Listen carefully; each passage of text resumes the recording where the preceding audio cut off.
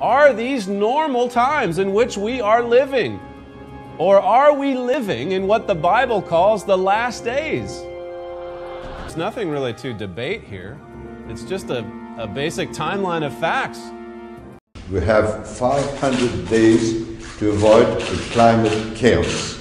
Very important issue of climate change, climate chaos, and I said that we had 500 days to avoid the climate chaos, and I know that President Obama and John Kerry himself are committed on this subject, and I'm sure that with them, with a lot of other friends, we shall be able to reach a success in this very important matter.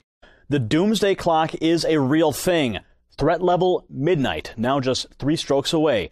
Nuclear weapons programs and decaying relations between the United States and Russia as key factors in their doom. With your help and God's grace, we will continue our journey forward and remind the world just why it is that we live in the greatest nation on earth.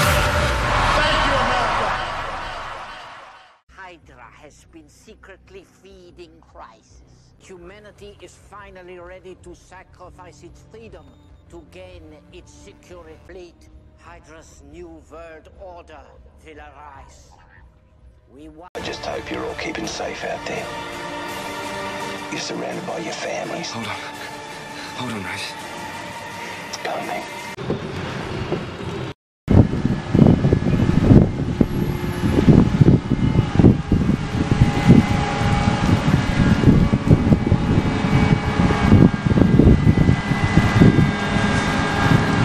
Downtown Miami saw the same thing. Not this big a scale, just a few choppers, never marching people around in the street like this. You guys want to talk Jade Helm? Florida's involved with it.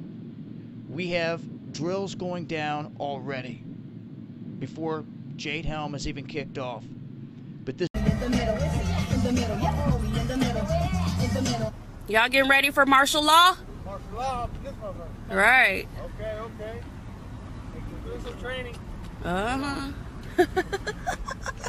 To manipulate the economy toward a breaking point. They say it might be part of a plan to take over the world.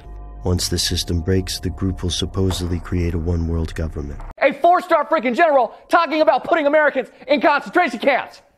This is no longer a freaking conspiracy theory. They're talking FEMA camps here in the United States of America. Concentration camps. The Pacific Northwest could be wiped out in a massive earthquake, something that the geologists say could unleash the worst natural disaster in the history of North America. The first warning of a monster earthquake off America's coast, the worst natural disaster in the history of the nation, is coming. It is absolutely coming. More than 10,000 will die. It is coming. It is a certainty. The question is when. Well, I think it's like an unabashedly anti-Christian event, but, you know, I have no problem with that. Just like I don't really have a problem with protesters standing outside telling me I'm going to go to hell. The Vatican says the details and other possible stops for this trip are still being hammered out. There was always the element of what I call the Franciscan surprise, and I think we have to be open to that. Many things are at play. Another possible step for the Pope may be the UN General Assembly, just up I-95 in New York. There, Archbishop Cardinal Timothy Dolan has been publicly angling for a Big Apple papal visit. It just so happens the trip will coincide with the annual meeting of world leaders.